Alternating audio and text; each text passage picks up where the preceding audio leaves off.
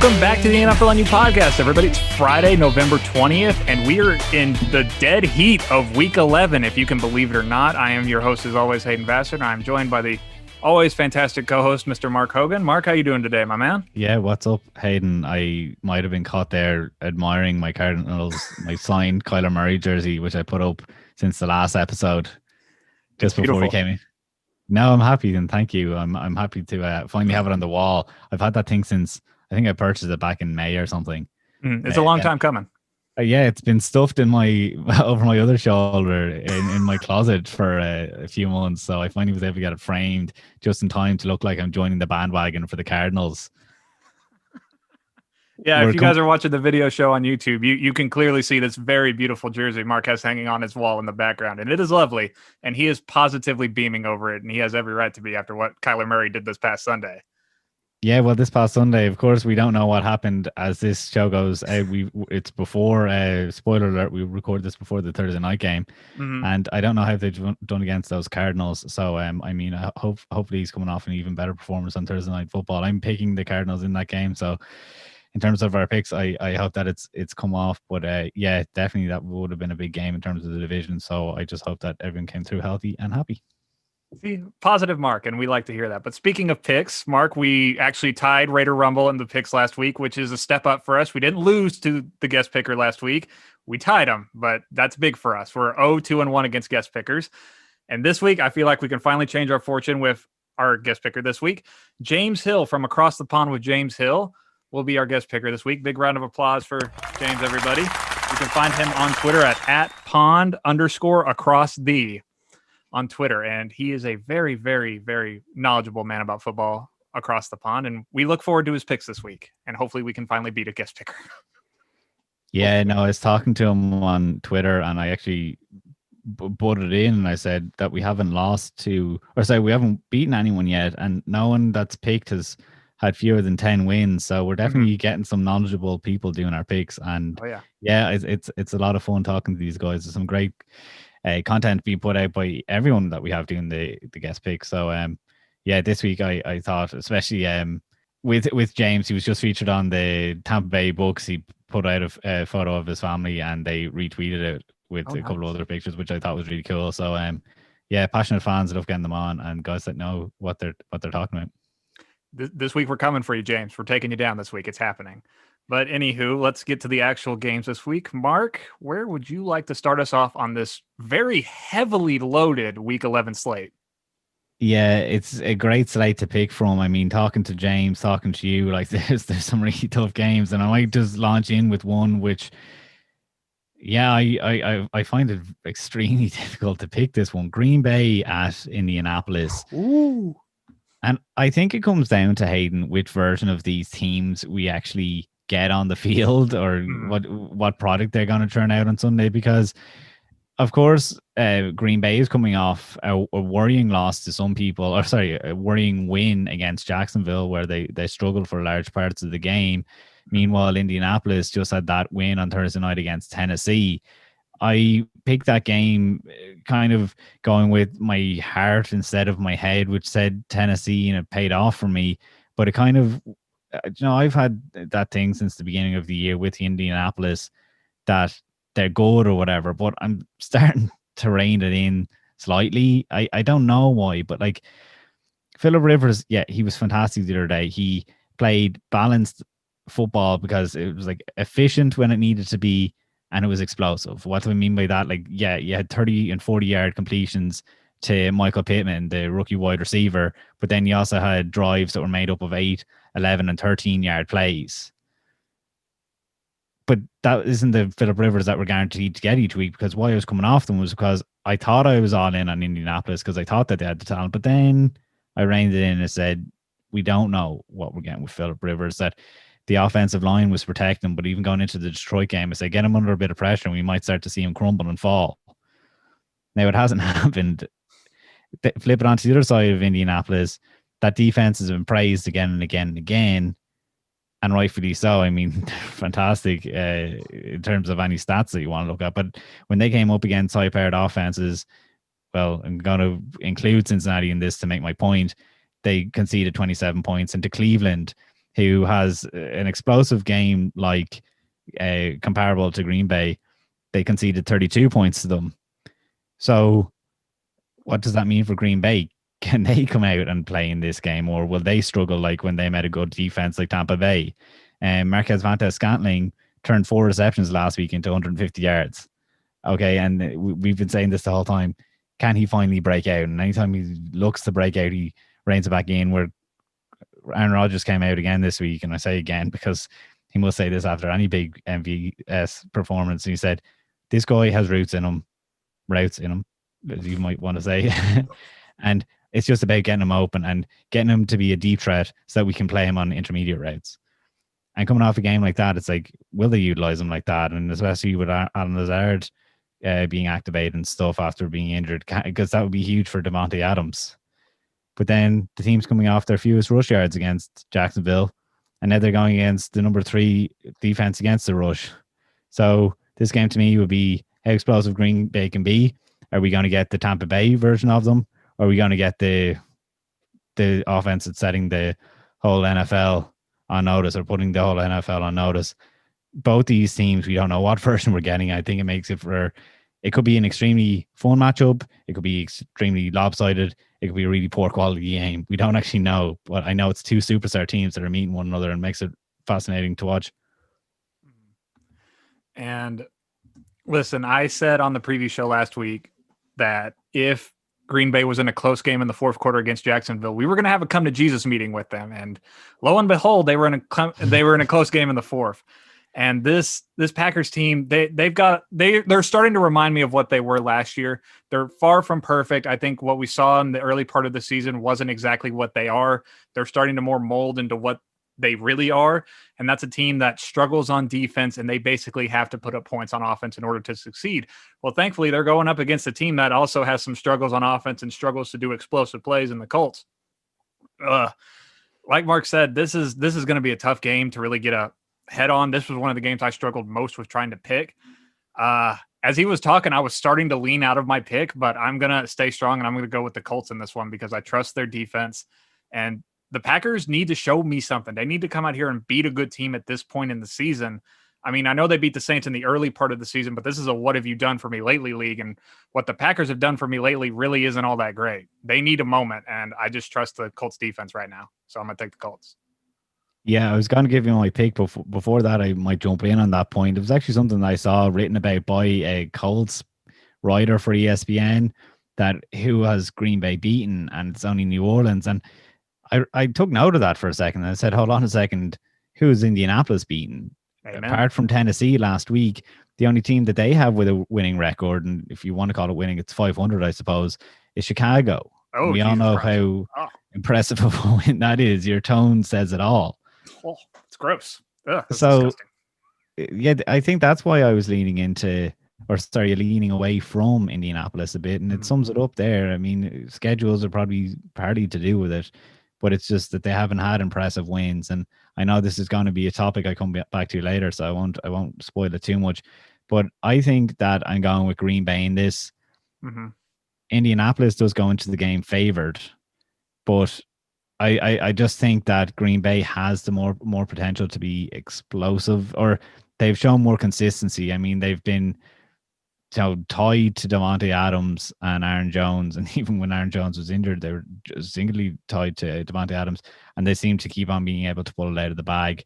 So yeah, again, I think it's a tough matchup, but I rode Indianapolis last week, and it worked out for me. It was a bit of a scare because I didn't think they were going to get over the line on Thursday Night Football. Yeah, they deserved to. Don't get me wrong, but I didn't know where they're going to let it slip. So it's funny that I feel like Green Bay is the safer pick, even though Indianapolis is favored by a couple of points by the bookmakers, which is interesting. But yeah, I'll stick with Green Bay. So off the top, we got our first split of the week, and that's nice. Well, if we look at James's pick, our guest picker, he has also backed me on the Colts, which is, I'm gonna be honest, I still think Green Bay might win this game. Like I can make an argument either way at this point. I really could. It's that close of a matchup in my opinion, but we really won't know until they kick off what it's going to be like. Coming out of this game, I just think that have people panic too much on what we saw with Jacksonville the other day. I'm not really sure, But yeah, it's definitely an interesting game, and happy we've gotten an island early. Yeah, just out of the way early. That's nice. Get all the jitters out of your system. All right. All right, Mark. That's the one of the big games this weekend. And I say one because there's literally a plethora of them on the schedule, and I would like to go to my first big game. And that's Sunday Night Football right off the bat. The 8-1 Kansas City Chiefs, who have won 4 in a row, are going to Vegas to take on the Raiders, who are 6-3 and have won 3 in a row. And just off the top, before we started recording, as Mark mentioned, we're recording this before Thursday Night Football, and it's Wednesday. We have news that apparently, according to Rap Sheet and Tom Pelissero from the NFL Network, this is the verbiage they use, that nearly all of the starting Raiders defenders have come into close contact with a high-risk COVID person, and basically most of their starting defense is in COVID protocol is what I'm trying to say. So their status right now is very questionable. Now, according to COVID protocol, if they continue to test fine throughout the week, they should be good to go on Sunday Night Football, but that also means they can't practice right now, and that's the big thing. And that's a tough blow for a game that I was very, very excited for coming into the week. I mean, when was the last time we got to hype up a Raiders-Chiefs matchup? Like, we were gonna hype this one up, but it really does suck, and it does take some air out of the balloon. But I still think this could be a very fun matchup, and here's why. Because I think this is a massive revenge game for the Chiefs, and you're thinking, the Chiefs, why? What do they have to prove to anybody? Well, if you remember, in the long time ago of what was it, week 5 at this point, the Raiders walked into Kansas City and beat the Chiefs. In case we all forgot about that, it was one of the biggest upsets of this young season, and apparently, after the game, what happened was the Raiders got on their little team bus outside of the stadium, and they were so happy. They were so overjoyed with their victory. They did victory laps around the stadium in the parking lot, according to reports. And the Chiefs have not forgotten that. They are still very angry about that. Andy Reid made comments about it earlier this week. So I feel like the Chiefs are going to come into this game on Sunday Night Football very amped up and very angry, and rightfully so. It's their lone loss on their basically perfect record so far this young season to the scrappy young Raiders team that's showing a lot more fight than I thought they had in them. But why don't we go back to that aforementioned week 5 game in Kansas City and look at how the Raiders really won it? Well, I think they won it in the second half is what I think they did. Their secondary was playing lights out. They were holding Mahomes in check. I mean, think about it. They only held Mahomes to 8 points in the second half of that game. If you're any team in this league, you take that in a heartbeat, like no questions asked. The Chiefs were able to do that, and they were able to manage things, and they were able to make big plays with Nelson Aguilar down the field, and that's something that they've really showcased well this season. And I wouldn't bet on them to hold Mahomes to only 8 points in the second half. I wouldn't bet on that again, especially with the news about their defense that I just mentioned a minute ago. But if there is a recipe for an upset, it's going to come from not the Raiders' defense, but their offense. Because interestingly enough, the Chiefs are still having similar problems that they had last season on defense, specifically their rush defense. Believe it or not, they're the 29th ranked rush defense in the league. They're giving up 138.4 rush yards per game. And Mark, you and I both know what the Raiders want to do. They want to run that football like there's no tomorrow. And then, take some shots with Henry Ruggs and Nelson Aguilar here and there, and then make some plays downfield. That's their MO to a T. So they're going to ride Josh Jacobs like there's no tomorrow in this game, try to control time of possession and give their defense, who is going to be a little gassed because they haven't had a lot of practice this week, a break. But if the Raiders are to somehow win this game on Sunday Night Football, I think we can legitimately talk about them not just being a playoff contender, but a for real AFC team. I know Mark's thrown around a moniker for them that they're a nice litmus test if you're for real in the AFC, and I really like that opinion of them. But this could be a massive prove-it moment for this young John Gruden era that, they haven't swept the Chiefs since 2012. This will be their first opportunity to do that in 8 years. And he's brought new life into that team and all this and that, and it's some good feelings in Raiderville, but I'm taking the Chiefs on Sunday Night Football. They're going to come out angry, and they're going to come out looking for redemption for what happened earlier this season. Yeah, each week when I put out my power rankings, Hayden, I have the Chiefs since forever now atop it. Mm-hmm. And I know I got called out over last week, had you not put Pittsburgh ahead, and it's just, I don't even think I need to justify it anymore. They're just the scariest team, and on any given Sunday, they can look like absolute beasts. I wouldn't fear for them going in against any opponent, and there's so few, games that I can say that for. I mean, yeah, when we previewed this the last week 5, if that's when you think it was, we did say, oh, John Gruden can step up in this spot, and that's the fighting chance that we gave to Vegas, and sure, that's what ended up happening. But even when we like to refer to the power rankings, when Pittsburgh went against Tennessee and against Baltimore, at least we gave those teams half a chance. Whereas Las Vegas, even though they are a strong team and they definitely are pushing for the playoffs, I mean, they have a tough fight in their hand, but it's almost good to get this Kansas City loss if that's what it's ultimately going to be out of the way. So I think if we focus on the other things and getting to the wild card or whatever, yeah, it is interesting that they have that running game, and let's see how it goes for them. But nothing has been shown to me this year that causing me to doubt Kansas City at all. So I just have to stick with them week in and week out, and happy that you're the one that has to preview them and look for holes in their game. Yeah, it's not easy. They're basically unbeatable. Like, I know they have a loss, and no team is really unbeatable, but they're the best team in the league. Like, all those people screaming that the Steelers need to be number one in power rankings. Like, have you watched the Chiefs? Like, really watch them play? There's no team that's even close to that, in my opinion. They're just untouchable. It's not fair. It really ain't. No, I am definitely happy jumping on and defending why I can put them number one each week, because even like Pittsburgh has had its mishaps or whatever this year, and like the attention to Kansas City, like we're just so used to seeing them now over the last few years, but particularly last year, that they get no attention now. It's not Andy Reid for Coach of the Year because we expect it. Patrick Mahomes for MVP, no, we don't expect it. Clyde Edwards-Helaire actually going to another theme I might mention later on. I saw for the Offensive Rookie of the Year, he's actually dropped way back because you take him for granted. We take so much for granted with Kansas City. I think he can forgive us for taking the wins for granted too. Yeah, definitely. I'm going to look at James's pick before you give yours. He's also going with the Chiefs as well, to no one's surprise. No, I'm joining them there. Yeah, no surprise. But again, I'm looking forward to it because, I mean, Sunday Night Football, I mean, last week was surprising, but it wasn't the kind of football that you wanted to tune in for. But there's the potential of an upset here, which definitely makes it really interesting. Oh, yeah, most definitely. Like I said, this is a massive prove-it moment for the Raiders. They don't have to win this game, in my opinion. Like, it's totally fine if they lose it, but show me you can hang with the Chiefs. Show me that there's something there. Like, don't do what you did last season and just fold them in the last couple weeks of the season. I don't think the Raiders are going to do that this year, but just don't come in flat. That's all I ask of you, Las Vegas. That's all I ask. Yeah, and I think that's all I want to see from them as well, that they don't get torched 45-0 and show us absolutely zero in the process. And I think that's what puts them down my power rankings. Otherwise, I'll probably just leave them where they are. That's fair. All right, that's my game. Yeah, well, if we want to diffuse our excitement for a second, I have to get to this game sometime, and why not do it now? No time like the present. Philadelphia traveling to Cleveland, an absolute stink game, really. Talking about Philadelphia to me is like looking at Detroit at this point. You have this underperforming offense that is being led by a QB who we like to root for, who is absolutely the problem, and a defense that can't get to the opposing quarterback.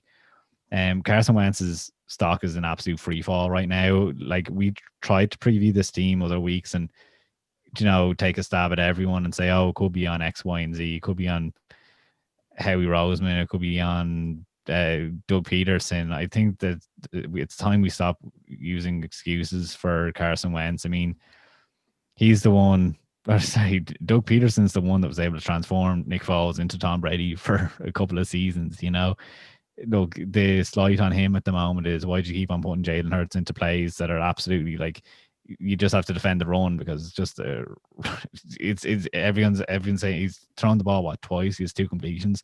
Other than that, he's gone in, he ends up running the ball or passing the ball off, that you just have to defend the run. So it's like, where's Doug Peterson's creativity gone, that he has this trick play that he just uses over and over again? I mean, that's the slide on Doug Peterson at the moment. But when it comes to Nick Foles, I mean, his completion percentage is only behind Drew Lock. His yards per game, his yards per attempt are only behind Nick Foles and Sam Darnold. Coming up against Cleveland this week, they're middle of the pack defense and hasn't had a turnover in 3 games. Carson Wentz is coming off his first game of the year that he didn't commit a turnover. So I'd say they're licking their chops now, thinking that, oh, here we go, we'll be finally able to get this turnover out of us. And like, I'm excited to see Cleveland, honestly. I mean, I feel like we haven't gotten to see that offense in a few weeks. They had the bye, then they had the bad weather there against Houston, then they had the bye, and then they had the 6-point performance against Las Vegas. That we just haven't been able to see Cleveland for a while. And now when they have Nick Chubb back and he should be able to run the ball efficiently. Yeah, I mean, I'm looking forward to seeing another playoff team, an AFC playoff team that kind of has lost a bit of its flair over the last couple of weeks. Mm-hmm. And yeah, I mean, I hope they come back and we're going to be able to figure out this whole Odell Beckham thing. Now that he's gone, like, are they better off without him or not?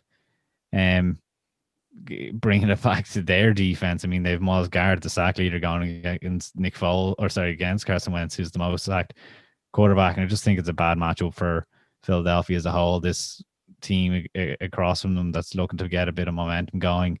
And even though Philadelphia will remain in the thick of the NFC East conversation, and I still think that they're ultimately going to win it, I think that's just a bad matchup this weekend. Expect Cleveland to be able to pull one over on them. Yeah, that's what I think as well. And by the way, I'm not going to come out and predict any Cleveland weather after what happened last week. I said it should be fine for them to play. And then the game starts and it's raining. They got lightning delays and people were making fun of me on Twitter. It was a very nice experience for me. So I'm not going to do that again. So Cleveland, if you play in bad weather, you got Nick Chubb now. You should be fine. This Eagles team, I said it all season long that the NFC East isn't going to win outside of their division. And they're going on the road against a pretty solid-looking Browns team. They should be able to, even if it's ugly and close, the Browns should handle things, and I'm taking the Browns, and so is our guest picker as well. Yeah, no surprises there. I did my due diligence now that you bring up the weather, and I have looked forward to the weekend, and the weather I can confirm looks okay. The wind will have died down, so if we're wrong, let's put it on the Weather Channel. Yeah. All right. So you hear that, people? Go at the Weather Channel on Twitter, not Mark or I, because that was my mentions were blowing up literally. So that's one of the small amount of clunkers we have on this week's schedule. And I want to go to one that people are calling a clunker, but I think could be one of the bigger moments of the entire year if it goes the way I think it might go. And that's the 0-9 Jets going to Los Angeles to take on the 2-7 Chargers, who have lost 3 in a row. And it's time to play America's favorite game of the week, Mark. Will the Jets finally get a win? This week might be their week. I really think so. The Jets actually look like a real team against the Pats on Monday Night Football. I think we can all agree on that. That was probably their best performance of the year, even though that the Pats came out on the winning end at the very end thanks to a field goal. And Joe Flacco was under center, and that's not exactly ideal, but it sounds like, according to the head coach, Adam Gase, Sam Darnold isn't going to play the rest of the year, which is a kind of a massive deal considering that I was hoping to see him play down the stretch to see if he could somehow put off this Trevor Lawrence talk that everybody was pushing on him. But that we might have already seen the last pass Sam Darnold's going to throw because it's the Joe Flacco show for the rest of the year. And I'm okay with that because the offense looked for the first time like it was alive on that Monday Night Football game. That was the most lively they'd seen. They were doing big plays downfield. There was that big chunk play for a touchdown. So if Joe Flacco plays the rest of the year, I'm fine with it. I think it helps the Jets to at least some degree. And they're going in against a Chargers team that we've talked about it to death. You know, they're struggling in the fourth quarter. They just got the tar beaten out of them by Miami. Justin Herbert has that terrible haircut that makes him look like a 14-year-old high school boy now. Everything is going wrong for the Chargers at the moment. But there's talk. I remember, I think it was in The Athletic a week ago about the Chargers that said Anthony Lynn's job security is pretty safe right now at what was it, like week 10? But that's still a long way to go for the rest of the season. But if he is to remain their head coach, they got to start winning games at some point. And a loss in Los Angeles to the winless Jets is very bad. I think I said it when we previewed that New England game, that the Jets don't have a team on their schedule, the remaining schedule, where you could point at and say, that team's going to be taking the week off because they're already be in playoff contention. They won't be trying. So the Jets are basically going to have to steal a win if they want to win one at one point. And I think this is the next big candidate. I really think they could go in there and somehow beat the Chargers. Now, one of the critiques of the Jets period under Adam Gase is that they don't make second half adjustments, that they're still running the exact same thing they ran in the first half. And for a team like the Chargers, who all of their struggles have come in the second half, that has to sound like heaven to them. So if they can somehow weather the storm in the first half, they could ride it out in the fourth quarter, hopefully. You would hope if you're a Chargers fan. This is the note I'm going to leave it on. I'm picking the Chargers to win this game. They are the vastly superior team to the Jets, and there is no question about that. We all know that. But I have one Chargers friend in my life. His name's Chris, and his birthday was literally just the other day. And he told me his one wish for his birthday was that the Chargers beat the Jets this Sunday. That's all he's hoping for. And I believe they're going to get it for him, but there's part of me that doubts. There's really just part of me that doubts at this point. I'm taking the Chargers to win. It's a sad picture that you paint that's the state of the Chargers right now, because I think that they deserve this win. Mm-hmm. Like, I think that they've played too well this year to be at the record that they're at. But I mean, that's just how they fall sometimes. Yeah. The whole Anthony Lane conversation is definitely one for another day, and I'm sure we're going to have it as the season progresses. I think that he loses his job. One, from a numbers point of view, there's always, I think, back in 2011 or 2012, there was 3 head coaches fired. Other than that, it's always 5 or 6. Yeah. So I think it being a numbers game, unless COVID has changed that somewhat. I mean, if we're still battling this come February or March, and it's not as easy to get guys in or whatever, and they don't want to have to do rebuilds, during the coronavirus pandemic, because they know how difficult it was last year having to deal with guys. I think that's what saves Anthony Lynn. I just can't, like, I mean, there's plenty to point to or whatever. There's the late game collapses and stuff. There's just, the team doesn't seem to have any kind of an identity. There's the whole, he didn't want to play Justin Herbert to begin with. He wanted to stay with Tyrod Taylor. Like, there's plenty of faults then. And then, of course, the Kansas City overtime punt is going to come back to haunt him, I'm sure. So there's plenty there. I'll probably end up repeating those points later on in the season. But for me, absolutely, yeah. Again, my feelings, I know in 16 season, it's so difficult to do that. I think that the Jets will rob one from somewhere. But I think that the Chargers also know that they have to be on high alert, because they're not going to get too many wins themselves. And I think teams do pull them out. But again, when I was following my Cardinals and they went 3-13, it seemed like they did pull some wins from somewhere, and they were against the lesser teams, save for a Green Bay win, which was ridiculous and got Mike McCarthy fired. Yeah, it's absolutely one that's worrying. If I wasn't behind in our picks, I would go for the Jets here, because I want to call their win. I feel like I'm going to regret not doing it big time, because I'm the exact same like you, that I really think that this could be the Jets week. But I'll play it safe, and no one on Twitter will know how close I was to picking the Jets. I'll just go with the Chargers. Mark, our guest picker picked the Chargers as well. You know what, though? Screw it. Put me down for the Jets. I'm taking the Jets. No, then I want to go with the Jets. No, you can't join me. Let me be on my island. I'm playing smart here. I'm just picking you in this game. I want to go for the Jets. Oh, come on, man. I think we should both put it out though on the Twitter. I think we should both go with the Jets. I'm for it. Let's get it. Let's get it. Yeah, let's back it. We'll lose to another. We'll lose to another guest this week. Wow! All of a sudden, can we go over for some birthday cake and watch this game together? It's going to be an exciting one. Yeah, there we go. All that talk of we're going to finally be the guest picker thrown out the window the moment we got to the Jets game. That's nice. All right. So Mark and I are taking the Jets for the first time since like week 4, I think. No, we haven't picked them at all, because when I'm making up the graphic, I haven't made the graphic for the Jets yet. It took us this long to finally pick the Jets. Week 11, we're calling it. Upset's finally happening, baby. Book it. All right, that's the Jets and the Chargers. Mark, where would you like to go next? Well, I'm excited now. I'm going to have to come off with a good one.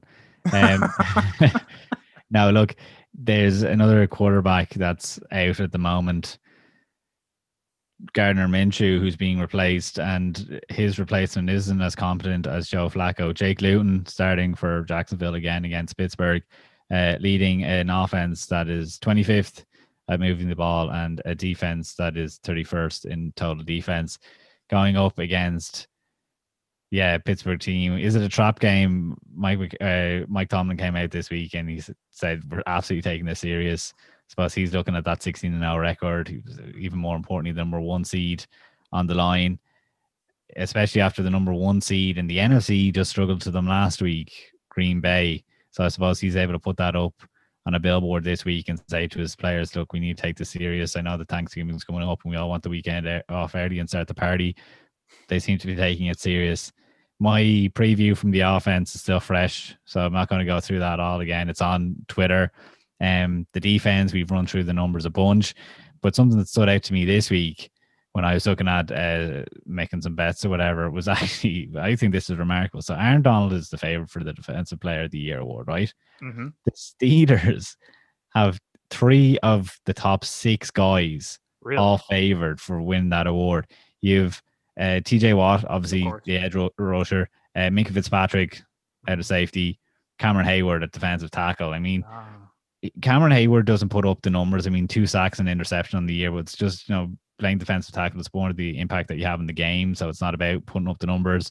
Obviously, TJ Watt is a complete opposite, 9 sacks this year in the interception. Then Minka Fitzpatrick has the 2 interceptions and 1 return for a touchdown, fumble, and just 17 targets in his direction this year. I was actually trying to build up that stat a bit more, and I actually had to email Pro Football Reference because the stats weren't working on the targets for me, which is really frustrating because I really wanted to go down that well.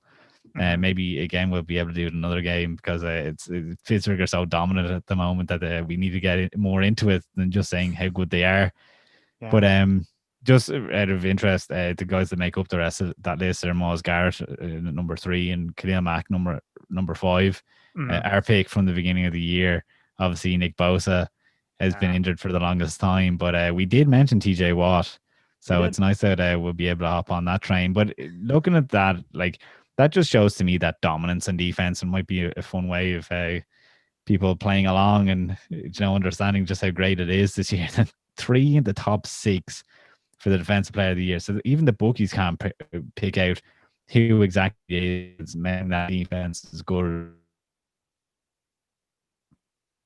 It's not even first team all pros. 3 of the first 6 guys that you put down when you're naming the all pros are coming from the Pittsburgh Steelers, which is fantastic. Mm-hmm. And it has gotten me thinking about that 16-0. I mean, they're probably in the softer part of the schedule right now. Dallas and Cincinnati, they just came through. Now they've Jacksonville. We won't get to preview the Thanksgiving game at Baltimore. Mm-hmm. If anyone wants to follow along with that, Hayden will be putting up the live updates. Maybe I'll partake on Thursday. Where if you want the live updates and our feelings on that game. But if we're actually to pick where the first loss for the Steelers comes, I mean, do you say it's the game next week? After that, they go to Jacksonville, they host Jacksonville. So this week, I should say. So they have Jacksonville this week. They have Baltimore after that. Then they host Washington, at the Bills, at Cincinnati, home to Indianapolis, and then at Cleveland. Now, where it could fall apart is, I mean, it's not easy beating the Bills, who will obviously be in a big time. Indianapolis could be another one, who knows? But then maybe you have 15 wins and you want to take the week off, so they play against the Cleveland Browns a bit softer come week 17. I feel like if 16-0 is on the line at that point, they're going to be playing their starters, considering they'll have the first round bye wrapped up. And we all know what happened to Baltimore last year when they had the bye. But I just think it's interesting. I don't know your feelings where you think they could pick up the first loss. See, that's what I've been looking at. Their entire schedule is okay, because I sat down this week, even though I didn't have their game to preview. I was like, man, where could it come? My money right now is that Thanksgiving game, like you said, but I would be remiss if I didn't at least say that I feel like this could be a sneaky game because of how the Jaguars played Green Bay. I know Steelers are going to win this game, and I'm picking them to win basically because of how Jake Luton's played so far. I can't trust that kid to throw his way out of a wet paper bag, and our guest picker is picking the Steelers to win as well, but it's coming soon. They are not going to go undefeated. They aren't the perfect team, despite the amounts of praise that we've given them literally every week. There's still some issues with their offense and all this, and therefore I'm picking the Steelers to win this game, but it's a coming soon, people. It's a coming. I don't know. Last week when I dived in on their offense, I fell in love with it all of a sudden. I was like, geez, they really do have so many options to go to. And yeah, barring an injury, I think it's difficult. I do think that 16-0 is viable now again. Oh, it's viable. Yeah. It's up there. It can happen. I'm not saying it's impossible. I'm just saying I feel more likely that I feel like they're going to go the route of a 14-2 team, in all brutal honesty, which is still amazingly great. But if they're 14-2, they could easily go 16-0. Easily. Yeah. Look, they, like I said there, they do have a couple of tricky matchups we'll get to Baltimore and how for real they are. But I mean, the Bills and Indianapolis, yeah, and Cleveland. I mean, they definitely have they're winning teams left in the record. Yeah, just to put a bow on it, Pittsburgh for me in that game, Yeah, unsurprisingly. that's fair. All right, so that's the Pittsburgh and Jacksonville game. Could be a little interesting. Just have to wait and see what Pittsburgh's going to do with Baltimore looming on Thanksgiving. Mark, why don't we stick in the AFC because I want to go to a game that kind of caught my interest in my study. The 4-5 New England Patriots still can't get used to saying that they have a losing record, who have won 2 in a row, are going to Houston to take on the 2-7 Texans. And I think some kind of cosmic power from up on high is a Patriots fan, because if you watch that Sunday night football game and you watch the Baltimore Ravens last drive, it felt like God legitimately either wanted the Pats to win or just wanted the Ravens to lose, because he let forth a rain swell that I have rarely ever seen in a football game. It was ridiculous what the Ravens had to drive into in that final drive, and the Patriots come out the winners on the other end. So going forward, I wonder, is there some cosmic being upstairs that's pulling for the Patriots to somehow get above 500 and get back in the playoff hunt? Now, getting out of religious stuff for a second and talking about this game, the Houston Texans are in a very weird position because I've mentioned it in passing a couple times. I love how Deshaun Watson's played this season. Despite their record, he's playing really great. And the Texans are basically still in almost every single game, despite their 2-7 record. They've only beaten the Jacksonville Jaguars twice, which is basically how their entire season's gone. But interestingly enough, the Texans brass let it be known, I think it was Sunday, that they're thinking about letting interim head coach Romeo Crennel stay the head coach of the team. And that was met with some backlash, both in-house and in the fan base. And if they're letting people know that they're thinking about it, it means that they're probably leaning towards that. And I like Romeo Crennel as a head coach. I really do. I think it's a testament to the kind of guy he is, that he still has his team out there fighting and they're still in games. But if he's going to become the new head coach, they kind of have to win a game at some point. They can't just coast on, we beat the Jaguars twice. They kind of have to go out there and, get a real win for him. I think this could be a great opportunity for him and a Patriots team that's still got a lot of issues on both defense and offense. Now, if you remember, what was it, like a year ago at this point, this was a massive Sunday night football game where New England was coming to town and Houston pulled off the upset. And it was like an arrival moment for the Texans. It was like an ascension moment where Deshaun Watson looked great and it looked like the Texans are ready to take the next leap. And now look at them. Both of these teams, it's a far cry from what they were a year ago. Part of me really wants to take the Texans to win. I feel like Deshaun Watson could take up some kind of like weird scramble for like 2 touchdowns or something like that and just put on a show for everybody this year. But I'm taking the Patriots to win in this one. I feel like Bill Belichick's starting to get into the groove of coaching up a good defense again, and the Patriots are starting to round into shape defensively at least a little bit, if that makes sense. But I still have a lot of questions about their offense and Cam Newton, but the Texans defense is just so bad at stopping the run, and this should be just a game where they just run it like there's no tomorrow with Cam Newton. Just a bunch of power runs, run them out of the stadium, run them out of the state of Texas. It should be the Patriots game from the get-go, and I'm taking the Pats to win. Thanks for confirming everything that we're all thinking, because yeah, it's my feelings too on Houston. Like, look, I really liked them at the beginning of the year, and I had to acknowledge on my power rankings this week that whatever I feel about them being a talented enough team, that yeah, it's too late. What are they, 2-7? Like, yeah, we said that they got off to a brutal start that just set the wheels in motion for Bill O'Brien's firing and all like that. That it's just, it was destined to fail this year. Like they didn't stand the chance. Romeo Crennel being kept on as the head coach kind of seems a bit of a smart play. I mean, they haven't had too much consistency around there for a while. Still making sure that they have a GM to even hire a new coach, but it could be a smart thing to do, because he's 73 years old, that he could retire soon enough, or you could try and ask him to retire in a year's time if he's only doing so, and then bring in your younger head coach that you've been, I don't know, feeding out for a year, whether it's a college coach or what, that they have their eye on. It is easy again to obviously get rid of them, but as I've already mentioned earlier on today, maybe they don't want to go through that whole process next year. They're already down draft picks and all like that, that it could be just wait until we can offer a new head coach, draft picks essentially again. It's a bit of a waste having to sign Deshaun Watson to that contract and then just having him waste 2 years this year and potentially next year. but it just seems that it's going to be the way to go. You'd hope Will Fuller's it around and stuff. Come a couple of years, but it's just they're in absolute limbo at the moment, and look, they got to the playoffs a bunch. That's what happens afterwards. They did it in an unorthodox way, trading for pieces and stuff.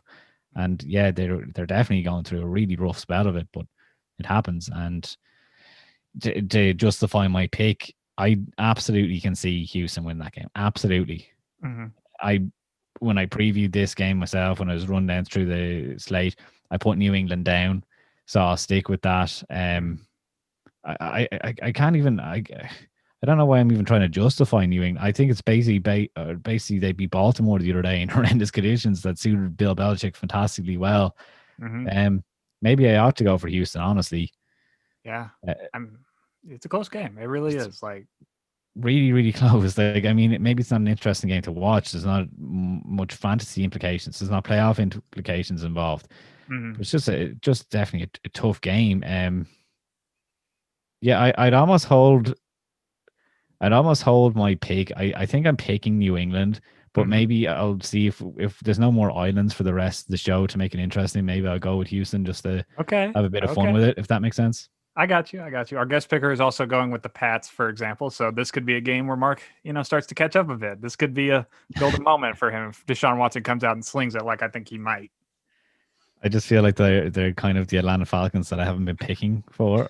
So it's like I'm going to realize that it was a poor mistake. If we want to move on and go with what you were mentioning there and what I alluded to for a second, Baltimore. Ooh. And their struggles the other day. And like, I have to admit to myself that they're not the same team, because I know that we've talked about Lamar Jackson, but there's more to it than that. I mean, I just Googled real quick Baltimore Ravens, and 3 of the top 5 search results were about reassessing playoff hopes and expectations. Jesus. Okay.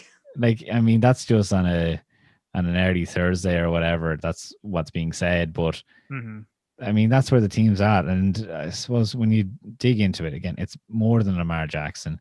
Everything worked so well from the last year. And what was one thing that always stood out to me was the tight ends and how they % of snaps last year, they used the heavy set, which is 2 or more tight ends. I mean, that trio of tight ends that they had last year, blocking tight end in the game, and he was key to the run game, which everything was based off giving Lamar Jackson as much time as you could for either him to run, Mark Ingram to run, or get a pass play off to one of the tight ends who was in there to either block, and it might have been a fake or whatever. So he's gone, and that's to add to left tackle Ronnie Stanley, who's out after signing the big contract there a couple of weeks ago, and he gets injured straight away, and that's left the O-line in flux.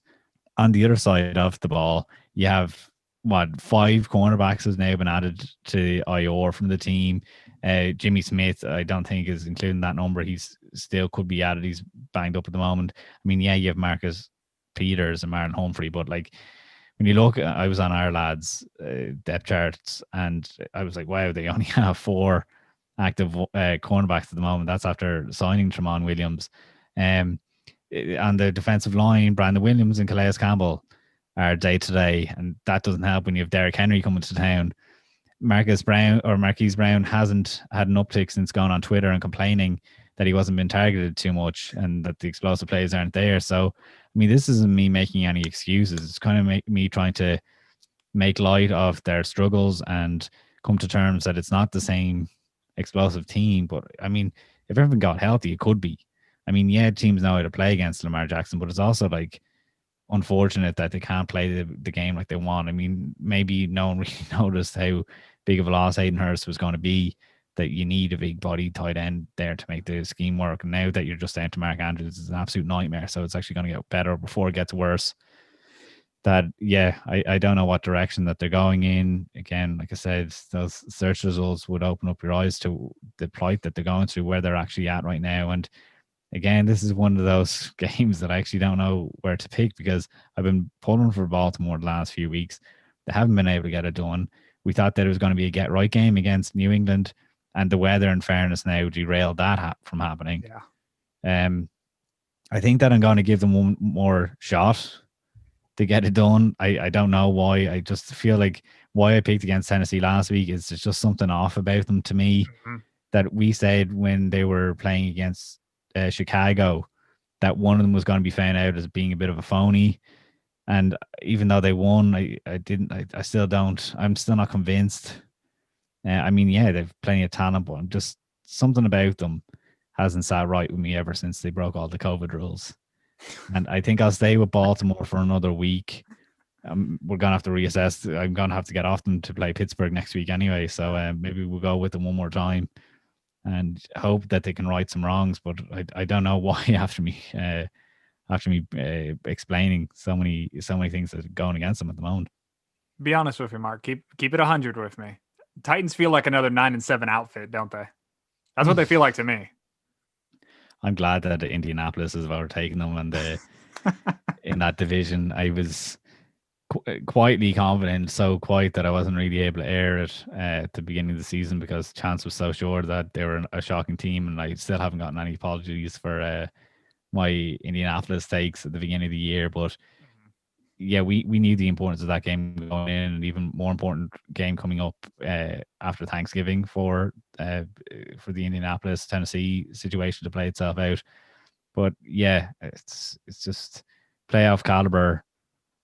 And I mean, look, this is actually a replay of last year's playoff game that obviously the Tennessee kind of announced themselves on the scene by knocking off the Baltimore. So maybe I'm hoping that Baltimore is able to get that fire lit because of that.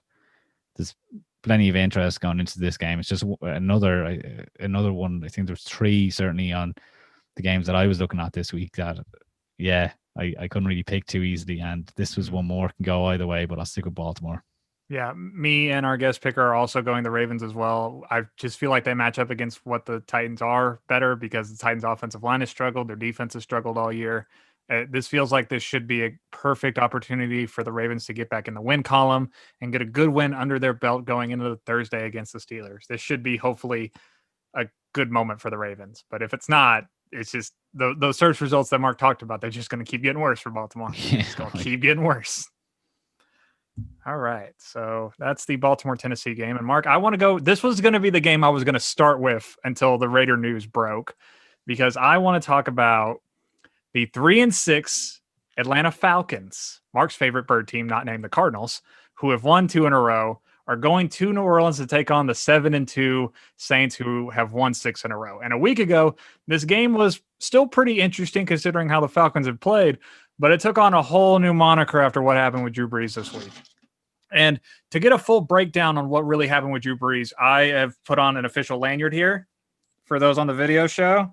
It's got my name on it and everything, and it's time for a consultation with Dr. Vassar, and he's going to walk you through what's going on with Drew Brees. So let me get in doctor mode. So here's what happened with Drew Brees. Essentially, over the course of the last 2 weeks, he has suffered multiple fractures on his rib cage on both sides. If you're on the video show, you see me looking at my ribs. Reports have said that it's at least 5 rib fractures. It could even be more, according to some reports, and a collapsed lung, which is never a good thing to hear and sounds very terrifying for a quarterback. So let's start with the collapsed lung thing. Apparently, it should have been more of a mild collapsed lung, considering, Drew Brees was literally hanging out on the sideline after it happened and during the entire second half. So the good news about a collapsed lung is that it can apparently heal itself over the course of a couple days. So thankfully, the scariest of the two has been handled. Now, here's the bad news. The broken ribs, the fractures, whatever the hell you want to call them. Those take about, 6 to 8 weeks to heal? About 6 to 8 weeks, which is a stark contrast to the initial timeline that said, oh, he'll be back in 2 weeks. Nah, that ain't happening. He's a 40-year-old quarterback and what might end up being his last season at this rate if injuries keep piling up like this. This is a very severe injury. They need to allow him time to rest and heal. And I think that if they're smart, they'll just ride Jameis and just let Drew Brees rest, and they'll bring him back once the playoff starts. The Saints are already in prime position to make the postseason. If they drop a couple games with Jameis in there, then they drop him. The health of Drew Brees needs to come first and foremost, and maybe winning 2 or 3 games in December. And that's your consultation with Dr. Vassar. I'm going to take off my official lanyard now and talk about the game now, because this is what they went out and hired Jameis Winston to be, Mark. They went out and got a backup quarterback after. He's not really a backup. He's a starter caliber guy. after Teddy left in case Drew got hurt. And now he's hurt. Now you ride Jameis. It's that simple, people. And all those people that are saying, oh, you need to start Taysom Hill because he's the future. Sit down and shut up because you don't know what you're talking about. Because Jameis is the perfect guy for the Saints offense right now. Mark and I know this. He likes to push the ball downfield. And I know he didn't really do that in his little time in the Saints offense this past week. But that was Jameis on, short notice and probably not a lot of practice reps. We all know that. And that once he gets in there and gets more practice reps, he's going to start slinging downfield. You'll see these big shots to Michael Thomas.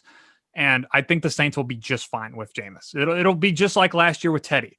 They don't have to be perfect. The offense doesn't need to be amazing. They just need to be fine. That's all they need to be. Thankfully, that defense has started to play much better these last couple weeks, which is a great thing for the Saints right now, just like they did last year. They're going to have to carry this team, and Alvin Kamara is going to have to put a lot on his shoulders and basically carry that entire offense forward for the Saints if they're going to have some success. And I really feel like the Saints are going to be fine, but this game is a perfect moment for the Falcons to come in and get an upset mark. You and I have talked about it, that they've been playing a lot better since they fired Dan Quinn, and they've gotten more reinforcements on defense with guys coming back from injuries. And their defense, specifically their run defense, it's sixth best in the league, giving up 99.7 rush yards per game. So for the Falcons, what they need to do, shut down Kamara and force Jameis Winston to throw the ball deep, try to make him into a mistake, try to force him into a mistake. Basically, Jameis, we all know and love, the 30 touchdown and 30 interception Jameis, that one. Try to get that guy to come back out if you're the Falcons. This is going to be a very close game on Sunday, and I would honestly be stunned if it wasn't a close one in the fourth quarter. I really would be. I think the Falcons match up well with what the Saints want to be right now. I'm going to take the Saints to win because I trust their entire team as a whole right now, but they're on upset alert. They really are going into this game. Absolutely. When you lose Nick Foles, you lose Drew Brees, of course, it changes everything for the team. Mm-hmm. He's obviously remarkably important to them, and they were just starting to click. And we said, look, as long as they don't pick up an injury, they have all the talent around them now. They've worked out how to play without Michael Thomas, and any game that they have with him is a bonus. So it's an absolute stinker for them. But no, what do I mean? But it's a stinker. They could end up losing the division because of this. This is exactly what Tampa Bay needed, so that they have a chance at robbing that from the clutches of New Orleans, who everyone favored after the win over Tampa Bay. They said the momentum completely swung in New Orleans' favor. So the quarterback becomes huge. And I don't think it's as easy to plug in Jameis Winston and expect it to happen like it did last year, because Teddy Bridgewater has since proved that he is a starting quality quarterback once more. So we can't just say, oh yeah, they got it done. He was excellent for them. I know that the Cardinals played them last year and it was kind of like, oh, which quarterback are you going to get? And you're hoping to be Teddy Bridgewater because, he wasn't, it was, whatever. I think that was the game that Drew Brees ended up coming back though. Mm. And last year though, it was Taysom Hill was number 3 on the depth chart behind Teddy Bridgewater. Whereas this year, you're not really sure who the number 2 guy is. Is it Jameis Winston or was it Taysom Hill? And that's a bad sign, because at least Teddy Bridgewater was able to separate himself last year. Whereas, Jameis Winston, I'm not sure. I know he went in for a couple of snaps there 2 weeks ago. We don't know what version of him we're getting. Now, his confidence should be sky high, but his confidence might also lead to big turnovers because he's going to throw the ball. And I don't know, he's blown up in our faces too many times before that you'd certainly be worried about Jameis Winston being on the field. I must actually text one of my buddies, Nick, who's a New Orleans fan, and see his feelings on it. Maybe he'll be able to get back to us by the end of the episode. But I'm worried. I'm not going to pick the Falcons. Me, I love picking them, but when I can get away from that addiction, I try to. Oh man, it's safer to pick New Orleans and hope that one of those quarterbacks, obviously one is making no money and then the other one is making 19 million for 2 years to go in for gadget plays. Yeah. Hopefully it's justified. And at the same time, Jameis Winston's playing to stay in the league. So if he stinks, who's going to want to touch him? This was his opportunity. This is why he signed on with New Orleans, was to get a chance. And pull out a win over a division team too. Yeah, he's getting his chance. He's getting exactly that. And hopefully, if all things go well for Jameis, he'll eat that W. He'll go nom nom nom on it. If you're on the video show, you just watch me eat a W, and I fully regret doing that. But anywho, our guest picker has also taken the Saints. But once again, people, I'm priming the Saints for upset alert. The Falcons are playing good. The Falcons always play the Saints close. It should be a fun game to watch, and that's the Saints at Falcons. Falcons at Saints, my bad. So, Hayden, yes, as we move forward, who's the hottest team in the NFL right now? The hottest team? Oh, I know where you're going with this. I know exactly where you're going with this. And it is my darling little fish team, the Miami Dolphins. Well, I wanted to get us on the same page. I actually would have said the 9-0 Pittsburgh Steelers. Well, hottest team in the NFL right now. But yeah, we can do Miami either. So when jokes aside, I guess, when I make up my power rankings, I realize that I put them in at number 15, this hottest team in the league. ESPN has them 13th, NFL.com 11, Bleacher Report 10, NBC 9, CBS 9, Pro Football Talk has them as high as 5. Now, Mike Florio fluctuates too much for my liking. I like to be a bit more. I like to think of the season as a whole and playoff lines and all like this. That I think Mike Florio, fluctuates too much and goes for the hot hand too frequently. But I see where he's come from. Everyone loves Miami Dolphins.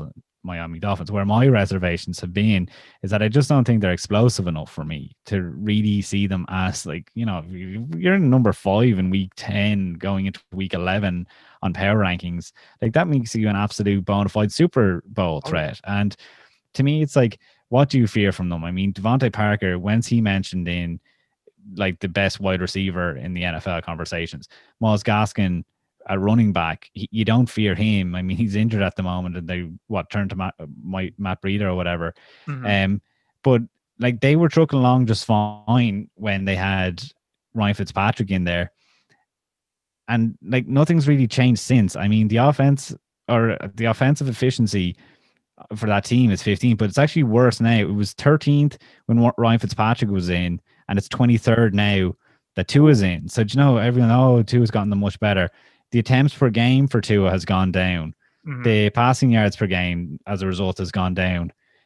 The improvements are with the points per game because Tua has seen 4 out of 5 red zone trips end up in a touchdown, where it was about 1 and 2 or 50%. So 80% versus 50% when you get to the red zone is a big difference. But I mean, you could also put that down to the defensive efficiency has gone from 23rd with Ryan Fitzpatrick to 5th with Tua. So that's given a big help. And the special teams is absolutely the most efficient in the league. Like, you only have to look at the block punt last week to see it sets them up in the red zone. So, Tua doesn't have to do that much work. Like, on defense, you have Emmanuel Ogbah, 3rd in sacks in the NFL with 8. Xavier Howard, 2nd in interceptions with 5. Linebacker Jerome Baker, 30th. He's 30th in tackles, which, so many players are making tackles that being 30th actually isn't too bad. So they do have a few guys around the defense. But to me, I'm just not blown away by the Miami Dolphins. I mean, yeah, they're strong, but I suppose they have the same kind of makeup as the Buffalo Bills, really feisty. And will definitely, scare teams that have to play them. But I suppose that's my way of explaining why I'm not all in on the Dolphins this year.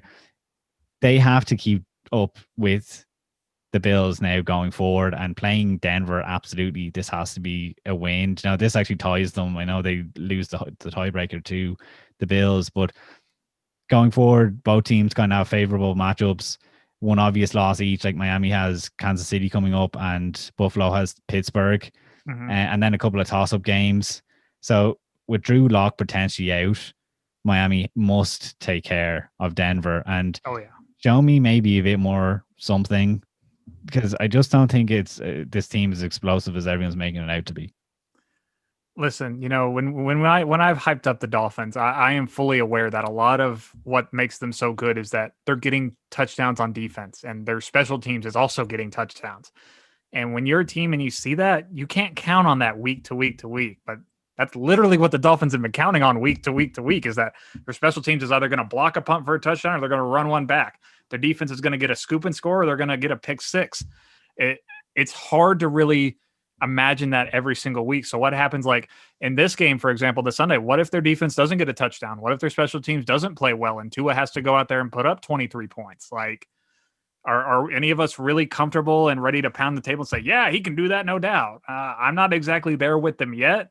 I still like the Dolphins. I still love them to death. They're so fun and frisky and different. And I'm really hoping that they stay in this AFC East hunt because a Week 17 matchup with Buffalo for the division sounds so freaking exciting.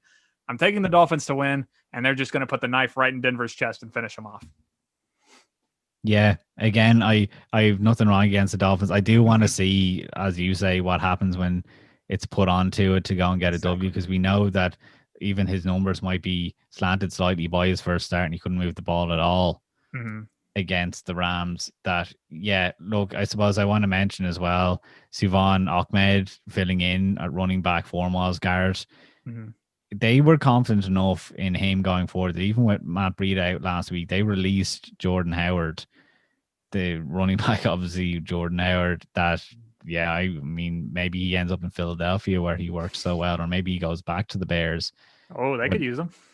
He came in the other day, and I don't have his touches now in front of me, but he's one to watch. I know he had 85 yards, which wasn't too bad. Maybe I presume that was his first start.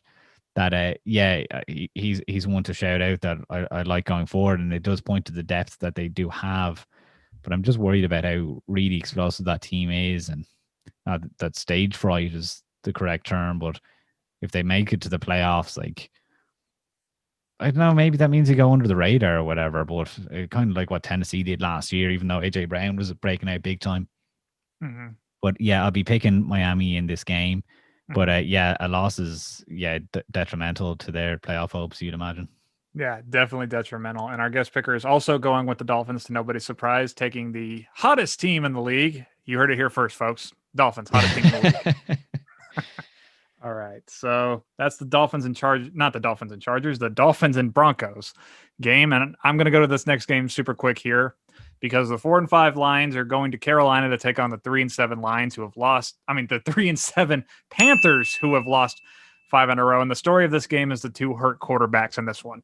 As we all know, Teddy B, the great Teddy Bear, left last game for the Panthers with a knee injury. It's the right knee. That's not the surgically repaired one that they almost had to amputate.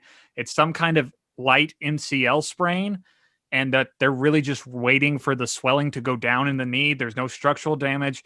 And according to head coach Matt Rule, he has, quote, said that Teddy B is preparing this week as if he's going to play. So that's good news for Carolina, is that it seems hopefully that Teddy B should be able to play. And if he can't, the backup is PJ Walker, who played in a different league, whose name I'm forgetting right now, and won a championship in that league and was the passing champion in that league as well.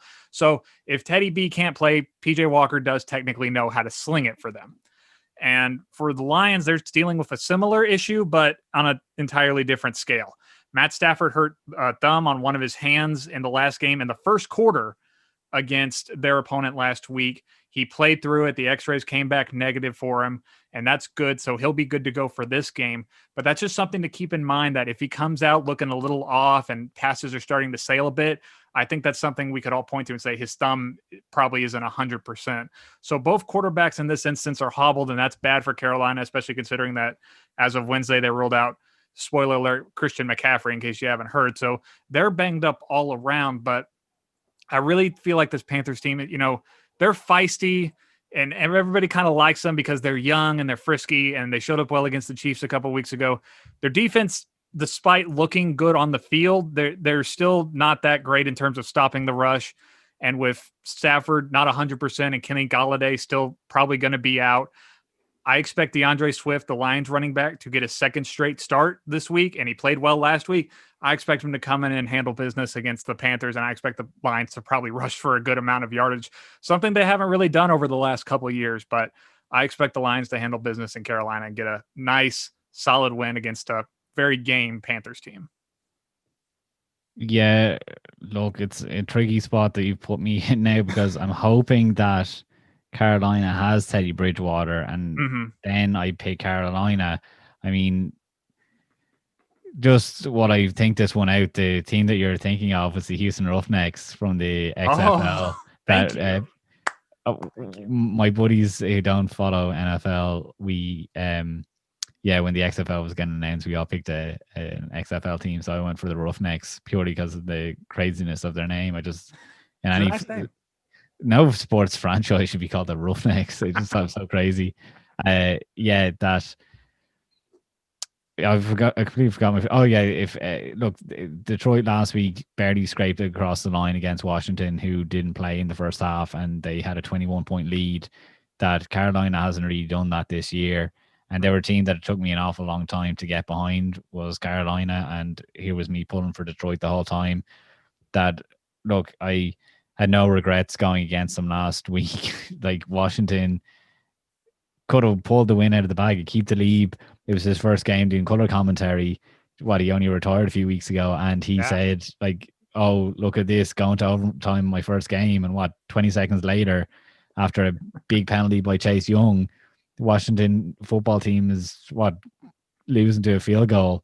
Yeah. I mean, they didn't deserve the win based on the first half performance, but Detroit didn't deserve that win in the second half performance. And it's just so up in the air for that team right now that I just don't have any kind of confidence in what we're going to get from Detroit. I mean, we came in the top of the show with Green Bay and Indianapolis, but at least they're able to be consistent from week to week. Usually It's just whether they're going to have a hiccup, whereas Detroit's just all over the place. So much so that I've obviously compared Philadelphia to them, which isn't a good sign. No, it's not. Definitely not. That I'm hoping Teddy Bridgewater's in as we do this. I'm going to have to do a quick Google on him to see. We'll give you the latest update on Teddy Bridgewater, whether he's supposed to play or not this weekend. It looks like he is. Mm-hmm. So I mean, I'll stick with Carolina again. If it's going to be one of these ones that I lose because they're on a backup quarterback, that's how it falls, But I'm picking Carolina, expecting Teddy Bridgewater to be in there, and Detroit to just be their same old hit or miss team. Yeah, our guest picker is also taking the Lions. So, Mark, you're on an island on this one. But I'll throw you a bone. Mark. If Teddy Bridgewater didn't have an injury last week and he was coming into this game 100%, I really would take the Panthers. That's how little I trust the Lions. So I understand where you're coming from completely. That show, my other Houston pick is now in jeopardy. So I hope this isn't a loss on the Houston front, and then I end up losing, obviously, the Carolina game as well. Mm-hmm. All right, so that's the Carolina and Lions game. I didn't know why I wanted to say Chargers. The Carolina and Lions game.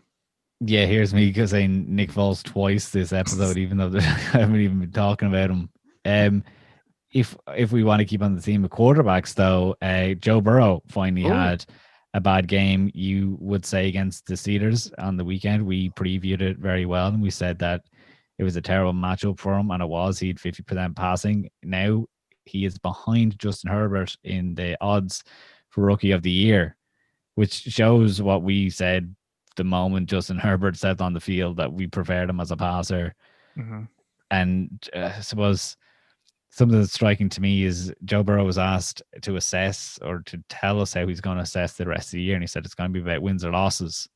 Mm-hmm. And I mean, I guess it's a bit of a cliche that he would say that, but that's what we're saying isn't the thing for the Chargers. I mean, they deserved the wins. And it's also something for Cincinnati. They've played better than their record will suggest. But I mean, come on, Joe, who do you think you're going to be beating? I mean, you have Washington, the Giants, Miami, Dallas, Pittsburgh, Houston, and Baltimore. Like, what, you think you're going to get 5 wins out of them? You're not that good. So, I mean, maybe you have a 3 wins or whatever, but you have to be realistic as well. Whatever, I guess it's just a comment. But coming off the back of a loss, I know he's just trying to show that he's able to handle it and stuff like that. But he did have a poor game the other day, and I think it shows now that, look, it's not like he has a lot of talent around him or anything, but look, we all need to take a step back and realize where Cincinnati's after coming from, where it's going. It'll obviously help that they have a high draft pick. The team has looked far better this year than it did last year. And showed some signs of growth, even though there's issues with the veterans now and whether they're going to want to hang around because they haven't felt respected, I suppose, this year. But on the other side of the field will be Washington, who, as Alex Smith coming back, and according to Ron Rivera, like, he is back. He he obviously had that injury, but that's 2 weeks ago on Wednesday was the 2-year anniversary since he had the injury. And Ron Rivera said after the performance, he saw enough that they're even speculating that he could be back as a long-term starter. And Wow. it's obviously not good for. Yeah, I mean, he didn't say it in as direct words, but he left the notion out there. Mm-hmm. And it was big. Obviously, they went behind by a massive margin, 21 points or whatever it was. Against the Lions, and that led to him having a career high in passing yards and completions, which was obviously good for him. But more importantly, the spreading the ball around that came from that was huge for chemistry and morale. I mean, Cam Sims has more targets, catches, and yards in the past 6 quarters, obviously since Alex Smith was named the starter, than he had in his 3-year NFL career previous to that. Isaiah Wright registered a career high 6 catches, 59 yards. Steven Sims at a season high 6 targets. So, I mean, that can only be good for the team. That, like I said, chemistry and morale and all like that. And then you have the best quarterback that was on their roster to start the year throwing the ball to them. To put a bow on this game, Cincinnati has winless in the last 18 away games. Mm-hmm. So while Washington is there for the taking, and I'm certainly on the fence, I'm going to go with Alex Smith, even though I was let down by the defense last week. And just hope that, even though, look, the defense, good as it is, Joe Burrow has been able to put up points against some good ones this year, like the Colts that I mentioned earlier on. But yeah, I'll stick with Washington, and hopefully they don't let me down for 2 weeks in a row after we leaned on them last week. Yeah. I really came into this game not knowing who I wanted to pick for probably the first time all year. I was like, I don't know who I want, and I'm going to let Mark talk to me and convince me of it. And man, I want to stay true to my adage that NFC East teams aren't going to win outside of their division, but I just can't come off the feeling that the Washington D-line, especially Chase Young, played so badly last week. Matt Stafford had such a clean pocket, and against this bad of an O-line in Cincy, they have to have a good game. It's just supposed to happen like that. But Mark, I'm going to stay strong. I'm going to take the Bengals, and so is our guest picker. I'm sorry, you're on another island, buddy. Oh, yikes. What's going on? Yeah. You should have worn the Hawaiian shirt today. Oh, man. For all the islands you're on. Yikes, I'm scared. No, I went into this game completely open-minded. I was actually leaning on Cincinnati. I think, not that I buy into the stats too much. I mean, 18 wins in the road, 18 losses in the road doesn't have too much going. It won't have any bearing on this game. It's not like if anything, it points to the Bengals will surely be able to pull one off eventually, because we're saying how difficult it is to go 0-16. It's incredibly difficult to go 0-18. Sorry, it's actually 0-17-1 because they had the draw against the tie against the Eagles. Yeah. But I just think that, there's obviously confidence in the team right now. Like I didn't even mention Terry McLaurin there for the first preview ever of Washington's wide receivers. I was able to say about the other guys that they haven't had around, which I think is a good sign. And it's just why I'm going Washington this week, and hoping that the defense is able to stand up and not make silly mistakes like Chase Young made at the end of their game last day. Yeah, hopefully it's a rookie mistake. I mean, you can cry all you want about, they protect quarterbacks too much, but you just can't make a play like that. It just costs your team a win. It sucks, but he'll grow and get better. And that's really what you want to see from their pass rusher. All right. So that's the Cincinnati-Washington game. And I'll go to my last game, and I'll wrap it up quick so we can get to the main event of Monday Night Football, because the 2-7 Cowboys, who have lost 4 in a row, are coming off their bye week, and they are going to Minnesota to take on one of the other hottest teams in the league, the 4-5 Vikings, who have now won 3 in a row, all of them division wins, by the way, which makes them that much more dangerous. And I really want to argue that the Vikings are starting to enter not red hot, because it's slightly a different color, because the hotter you get, it's a different color. They're turning blue. That's how hot they're becoming. They're not white hot. They're blue hot. They're starting to get warmer. The defense is playing well. When Dalvin Cook is rolling, he is basically the most unstoppable running back in the league right now.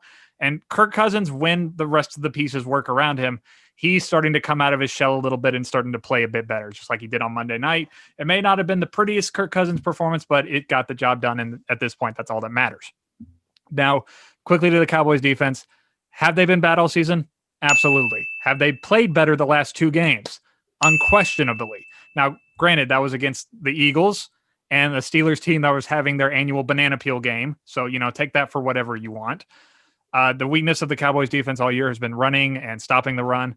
So if Dalvin Cook can come out and have one of his patented 150-yard games, toss Justin Jefferson another 125-yard log on the fire of his Rookie of the Year campaign, and Kirk Cousins comes out and plays just fine, the Vikings should, in theory, coast to a victory.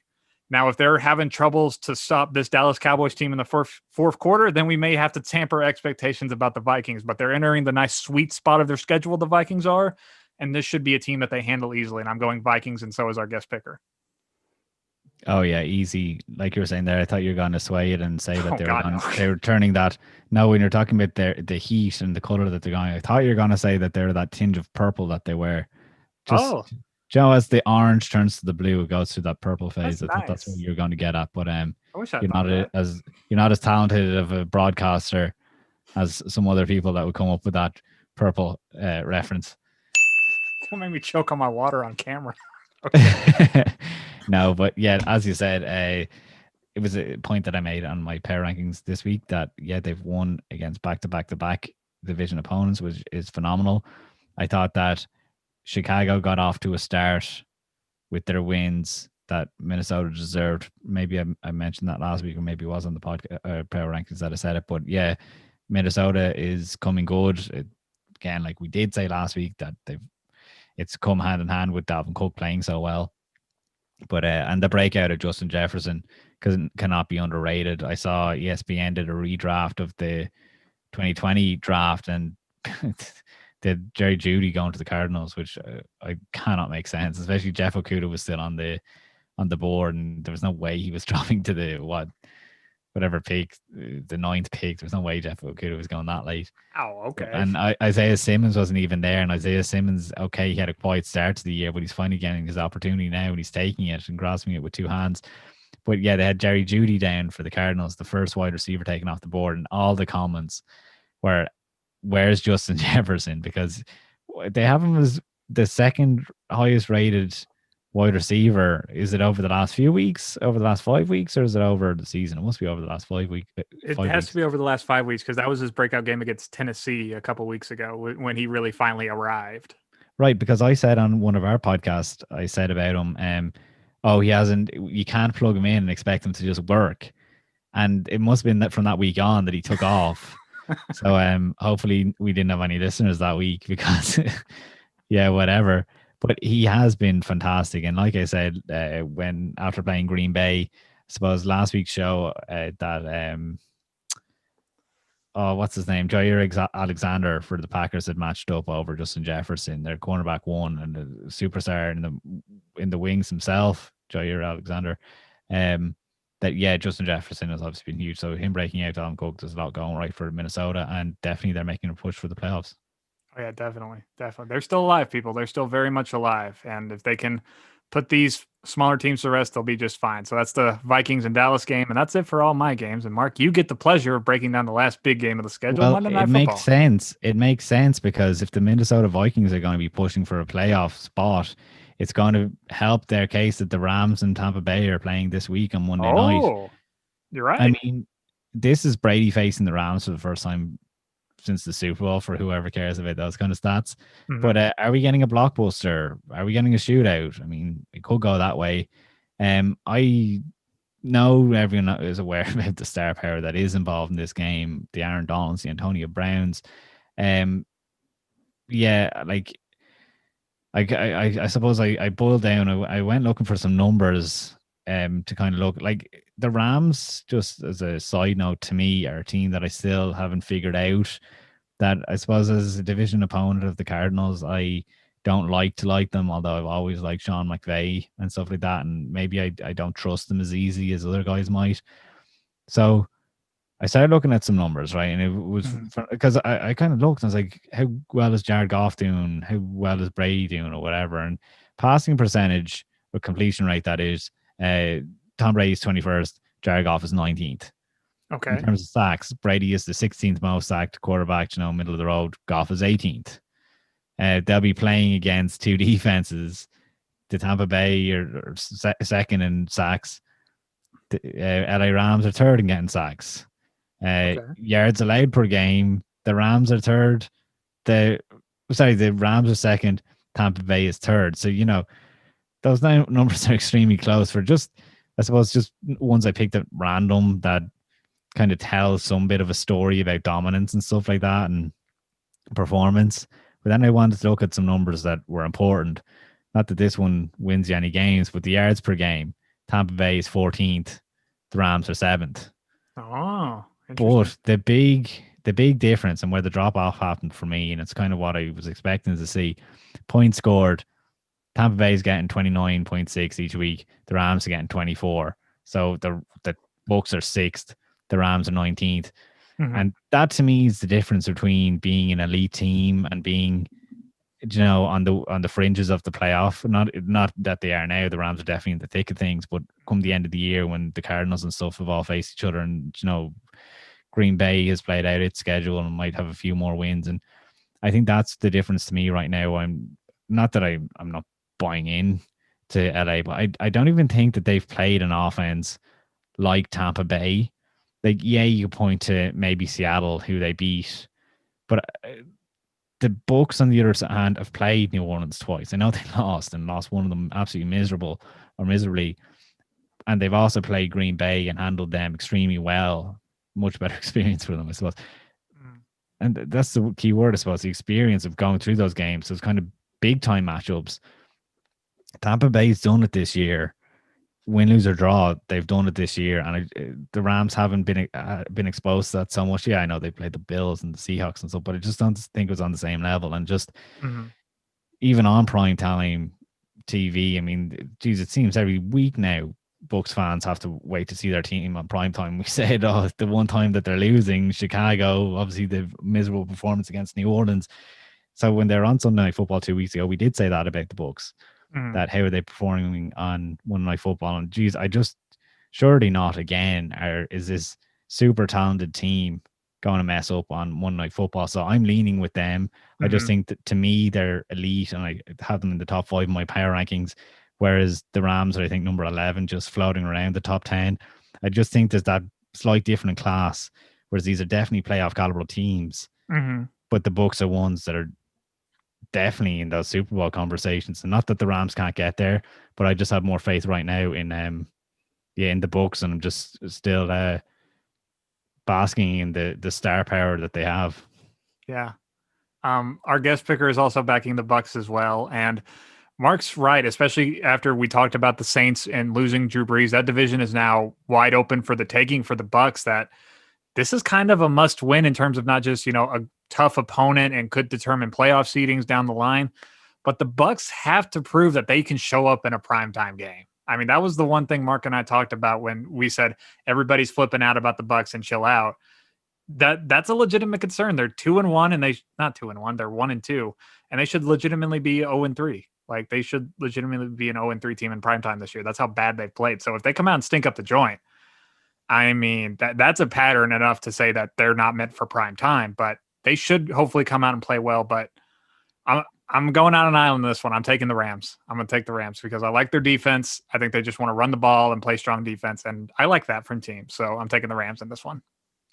Yeah, matching up against the best team against the run. You're brave for thinking as you do. I don't know if it's brave or stupid. The jury's still out on that. We'll wait till Monday night. I look a surprise on my face that you picked them because, again, like, you could absolutely be correct. The Rams are definitely one of those frisky teams that just haven't showed up for me, and doing on Monday Night Football. Sure, look, that's what the Cardinals did against Seattle, and before that, or sorry, that was on a Sunday night, but you know what I'm saying, on prime time. Before that, it was the Cowboys game. That's where Arizona earned their respect, or its respect, and that could be the same case for the Rams this week. I definitely think this is a difficult game to pick. I suppose James, I suppose, to plug me again at pond_ across the on Twitter. He is a Bucs fan. Like I said, he was featured on the Bucs Twitter feed this week. So yeah, no surprise that he's gone with them. And if you're listening now, James, as a first time listener, sorry that we left this game until the very end. It was absolutely not done on purpose. It's just how that happens sometimes. But I like that it did, because it was, I said there was 3 games this week. I suppose the Green Bay, Indianapolis, Baltimore, Tennessee, Rams, Tampa Bay, that I think were just difficult once they pick. I suppose it's probably worth me bookmarking and seeing how I do in these games, because I could certainly go 0-3. Who knows? Maybe I go 3-0 in them. They're just difficult, and throughout the slate, even the New England Houston one, you'll have to check out our Twitter feeds to see who I've picked in that one. When I make the graphic, I think I'm going to decide on that one. I feel like I'm on too many islands. It's going to end up being New England. Spoiler alert. But definitely an interesting slate of games this week, and some difficult matchups to pick. Oh yeah, a lot of difficult. And the good news is when we have difficulty picking these matchups, that usually translates to fun football, and that's what we're all here for. So that's it for the Week 11 preview show. That's Mark, I'm Hayden, and we had a lot of fun, and we'll see you back here next week, next Friday. And bye. Have a good weekend. Happy Thanksgiving in the meantime. Oh yeah. We'll be back until then. So happy Thanksgiving. Yeah. Happy Thanksgiving, everybody. We'll see you the day after when you're all hungover on turkey. Bye.